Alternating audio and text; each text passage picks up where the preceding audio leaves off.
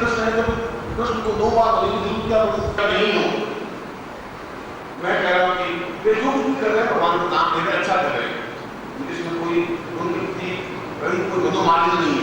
मेरे मतलब उनके प्रति अत्यधिक रेस्पेक्ट है, जरूर से ज्यादा आदर सम्मान। मैं उस न्यूनता की वजह से नहीं कहता हूँ, शुद्धता की वजह से नहीं कह रहा हूँ। मगर हमारा देश, हमारा जीवन का चिंतन, हमारा आधार शास्त्रीय है। अगर हमारे घर में कोई लड़की गलत काम करती है तो है गलत, हमारे शास्त्रों में ऐसा काम नहीं है, हमारी परंपरा में ऐसा नहीं। तुम करो भाई, वो तुम्हारी मर्जी, मगर हमारे कुल की मर्यादा नहीं है। हमें शास्त्र कहते हैं क्योंकि हमारे जीवन शास्त्र मर्यादा का अनुकूल है। शास्त्र जो कहता है उसके अनुसार हम चलते हैं, सामाजिक परिस्थितियों के अनुसार हम थोड़ा परिवर्तन ला सकते हैं। मगर अगर शास्त्र में जो कुछ जिस प्रकार से विधान लिखा है कि हमारे शास्त्र में लिखा है कि अपने बड़े लोगों का सम्मान करना चाहिए, हमारे जो बड़े हैं, हमारे पिता हैं, हमारे दादा हैं, दादी हैं, उनके चरण छूना चाहिए, प्रणाम करना चाहिए, श्रद्धा करनी चाहिए। अब आज का कोई लड़का उनको गाली दे तो कोई गेर आपकी गला तो पड़ेगी।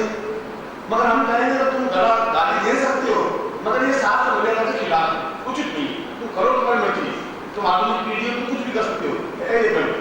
अब आप कैसे गलत बताए, आपको क्यों गलत बताते? इसलिए कि आपको इतना ज्ञान है कि हमारा जीवन शास्त्र मर्यादा के अनुकूल है। यदि कोई चिंतन, यदि कोई विचारधारा, यदि कोई सत्य शास्त्र मर्यादा के अनुकूल है तो निश्चय ही प्रशंसनीय है।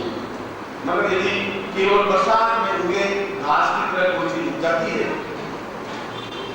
तो वो जितना जल्दी उगती है उतनी जल्दी समाप्त हो जाती है, क्योंकि उसकी जड़ गहरी नहीं होती। जब उसकी जड़ गहरी नहीं होती तो उसकी जड़ की पूर्णता प्राप्त नहीं होती। रजनीश ने भोगवान को लेकर के चला, भगवान तंत्र का एक आधार हो सकता है, मगर जीवन की पूर्ण सत्य नहीं हो सकता।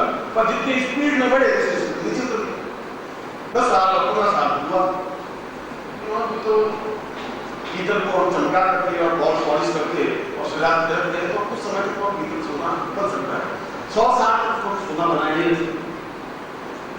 ये सिद्धांत का चिंतन, ये विचार वेदों के भी आदि वेद ऋग्वेद में भी इसका वर्णन है और मैं आपके सामने प्रमाण दे सकता हूं। वेदों में जहां चिंतन किया है उन ऋषियों ने जिन्होंने वेदों की रचना की, उन्होंने वेद मंत्र की रचना की। ओम और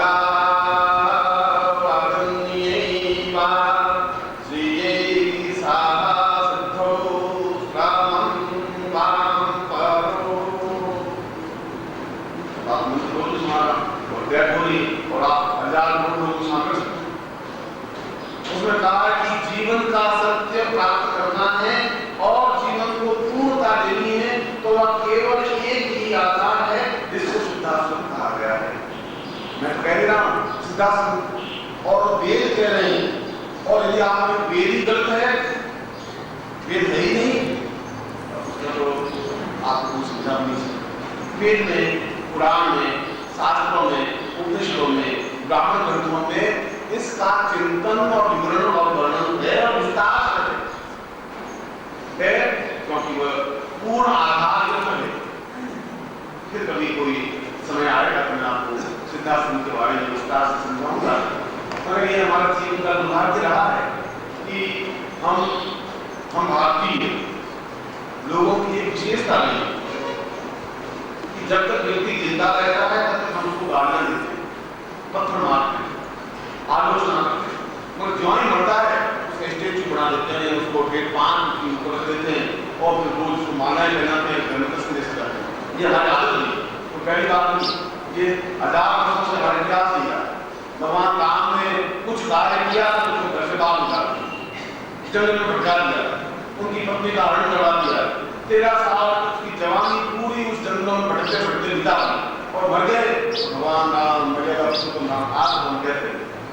कृष्ण जब थे तो उसको गालियां देने में मानव की कसम दे दी, मथुरा से उसको मार पीट के भगा दिया तो गुजरात में द्वारका में आदिवासियों के बीच बेचारे राज्य शासन करना पड़ा। कितना दुख उसने भोगा। मरने के बाद भगवान श्री कृष्ण ने बना दिया। हमारे जीवन का इतिहास यही है कि जिंदगी की अगर कोई व्यक्ति है तो उसको गालियां देनी चाहिए, आज उसको छोड़ना नहीं चाहिए। मरने के बाद में फूल मालाएं करना चाहिए, उनके स्टेज बना देंगे, 5-5 लाख रुपए की नौकरी बना देंगे, बाद में जरूर करेंगे। जीवन का एक न्यूनता है। हम आदमी को पहचान नहीं सकते। अगर हमें ये ज्ञान नहीं, स्वर्ण और भीतर का ज्ञान नहीं है, तो हमारा जीवन बेकार है। और ये हमें ज्ञान है, ये चीज है और हम उसका उपयोग नहीं कर सकते, तभी चीज बेकार है। आज आपको मुझे योग संपन्न करवाना है और योग संपन्न करवाने के बाद आज के दिन का एक महत्वपूर्ण भाग दीक्षा प्रदान करना है। दीक्षा का तात्पर्य है दक्षता देना। दक्ष माने उसको इस बात की अनुमति देना जो आप इस साधना में, इस कार्य में सफलता पा सकते हो। तुम मेरे जीवन के एक अंग हो, मेरे शरीर के प्राण के चिंतन के एक सत्य हो और तुम इस क्षेत्र में आगे बढ़ सकते हो। मुझे तुम पर भरोसा है। एक बात। और दूसरी बात की दीक्षा का तात्पर्य उस व्यक्ति के, उस गुरु के, उस साधक के शरीर के तेजस्विता का अंश भी शिष्य को प्राप्त हो। एक माँ जब बेटी ससुराल जाती है तो माँ की चल बड़ी नहीं होती, मगर फिर भी वो उसके सिर पे हाथ रखती है और आशीर्वाद देती है। इसलिए कि मेरे अंदर जो महत्व है, ज्ञान बड़ी नहीं है, शिक्षा नहीं है, और महत्व बहुत ज्यादा है। बेटी के प्रति जो प्रेम है वो बहुत ज्यादा है। उस महत्व को मैं तुम्हें प्रदान कर रही हूँ कि यह मेरा महत्व भी तुझे मिले, जिससे कि तुम उत्पन्न हो अपने बच्चों को दे सके। इसलिए सिर पे हाथ बड़ी बात हमको समझिए। पिता बड़े पढ़ा लिखा लोग बड़े दिए ऐसे और अंग्रेजी में इंजीनियर बन गए हो, पिता बड़े लिखा मास्टर रहा हो या अध्यापक रहा हो या कुछ भी रहा हो, पर फिर भी वो अपने आशीर्वाद देता है कि मेरा जो नेतृत्व है, जो मैंने बात उसको बड़ा किया, तुम्हारे जो अटैचमेंट है इसलिए वो अटैचमेंट तुम्हें मिले। और उससे कहा गुरु भी दीक्षा देता है कि मेरे अंदर जो तपस्या का अंश है, जो साधना का अंश है, वह मैं तुम्हें प्रदान कर रहा हूं, जिससे कि तुम साधना में सफलता पा सको, इसी जीवन में सफलता पा सको, पूर्णता पा सको और जो भी हजारों की भीड़ है उनके आगे नेतृत्व कर सको, उनको बता सको कि तुम कुछ हो। और ऐसे अगर नहीं भी बने और कीड़े मकोड़ों के तो तुम मर गए तो तुम्हारे जीवन का मकसद और अर्थ है नहीं क्या? ऐसे गलियों में लोग मर शमशान घाट पर जाकर बैठ जाओ, रोज 2 साल की आती है, मर जाता है, पता ही नहीं कि कौन मर गया। बरसात जैसे छोटे से शहर में 40,000 की आबादी में अगर शमशान के पास खड़े हो जाए और 10 लड़कियां जले पूछे कौन है, ये पता ही नहीं कौन था, ऐसा जीवन का जीवन तो वह हो कि अगर हम मरे तो लाखों लोगों के आंसू में आंसू करके हजारों लोग एहसास कर सकें कि कोई फसल कितनी चली गई।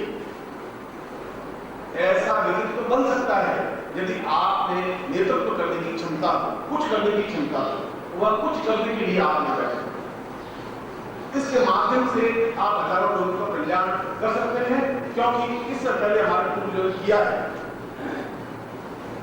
अगर सही ढंग से चिंतन मिल सके, इसलिए उसमें दीक्षा में प्रदान करूंगा, चाहिए और आप पूर्ण शुद्धता के साथ गुरु पूजन और दीक्षा पर, जो कि आज का एक महत्वपूर्ण भाग है, वह करेंगे। उसमें दीक्षा करने के लिए आपके पास यज्ञ पवित्र होना चाहिए, जो यहाँ से आयोजन है वो अपने आप व्यवस्था करेंगे और जो पूजन सामग्री है वह आपके पास दी चाहिए। गाँव में अगर आप कहें कि कोई बात चलती है तो निगुरा कुछ नहीं कर सकते, तो क्या करें? निगुरा का मतलब जिसके जीवन में गुरु है ही नहीं, निगुरा। जब गुरु ही नहीं है तो जीवन करे भटकेगा और करेगा भी क्या? जब जीवन का कोई मतलब नहीं है, कोई मकसद नहीं है, कोई अर्थ नहीं है, कोई पैदा होने से तो बहुत बड़ी बात होगी। पैदा तो हजारों कीड़े मकोड़े हो ही रहे और मर जाते हैं। और संतान पैदा करने की कोई विशेषता है कि गाय भैंसे से संतान पैदा करेंगे ये तो होगी ही। इसके लिए कोई विशेष चिंतन करने की जरूरत नहीं है, इसके माध्यम से जीवन पूर्णता नहीं आता। अगर संतान पैदा करने से पूर्णता आती तो फिर 10-12 संतान पैदा कर दिया। भोग के माध्यम से जीवन में सिद्धता प्राप्त हो। और ऐसे सैकड़ों आप ये जब शरीर खत्म हो जाए वीडियो में घूम के आना, किसी के 5 है, किसी के 7 है, किसी के 8 है, जो महान नहीं है, तो मर जाने पता ही नहीं पड़ेगा। जीवन का आज भी हम शंकराचार्य को याद करते हैं, गोरखनाथ को आज भी याद करते हैं, वशिष्ठ को याद करते हैं, राम को याद करते हैं। वे तो मरे, उनके संतान नहीं है हमारे सामने और हम उसको पूछते हैं, इसलिए उन्होंने कुछ ऐसा कार्य किया जो अपने आप एबनॉर्मल था। आप ऐसा कुछ कर सकते हैं जो जीवन एबनॉर्मल हो, तो आने वाली पीढ़ियां, चाहे वो बरसात हो, चाहे दुबई हो, चाहे दिल्ली हो, चाहे आपको याद कर सकते हैं। वास्तव में मुझे अत्यधिक प्रसन्नता है। प्रसन्नता इस बात की है कि आप में चिंतन आ रहा है, एक विचार आ रहा है, आपकी आंखों के सामने जो धुंध है मैं उसको दूर करने की कोशिश कर रहा हूं। मैं आपको कोई इस समय ये नहीं है कि आपको मैं हाँ करके कोई बात कहूँ, मैं तो कहता हूँ आप खुद देखिए, समझिए, परखिए, टेस्ट कीजिए, आप तो गुरु को टेस्ट करिए, मैं आपको कहता मत करिए। अगर आप पे इतनी ऊंचाई है, गुरु को परीक्षा देने का पूर्ण प्राप्त है और उस जगह पर आप है कि गुरु का टेस्ट दे सकेंगे। मैं कल भी कहा था कि कोई भारत में आ रहा है टेस्ट ले, मैं तो तैयार बैठा हूँ, कोई आ रहा तो सही, 50 साल इतिहास में कोई आया कि अगले 50 साल इतिहास में आने की तो नजर नहीं आ रही। इसलिए कि भय है ही, उसका आधार शास्त्रीय, प्रामाणिक और सबके प्रति नम्र भाव, न अहम है, न ईगो है, और न मैं भड़कीले तड़कीले तो पहनने की क्षमता रखता हूँ, और न सोने की कंठियां पहन करके आपके सामने खड़ा होने की चेष्टा करता हूँ। इसकी जरूरत मुझे नहीं है।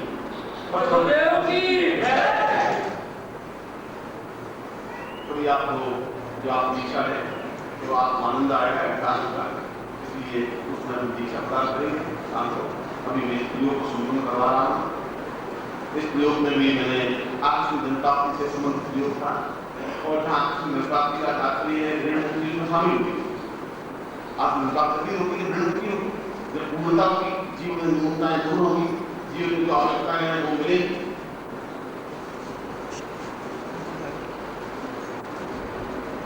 सद्गुरुदेव डॉक्टर नारायण दत्त श्रीमाली जी के दुर्लभ वीडियोस, पुस्तक, पत्रिका एवं साधना की निःशुल्क दीक्षा प्राप्त करने के लिए नीचे लिखे हुए नंबर पर विरल पटेल जी को व्हाट्सएप पे अपना नाम और अपने शहर का नाम लिखकर भेजें। धन्यवाद।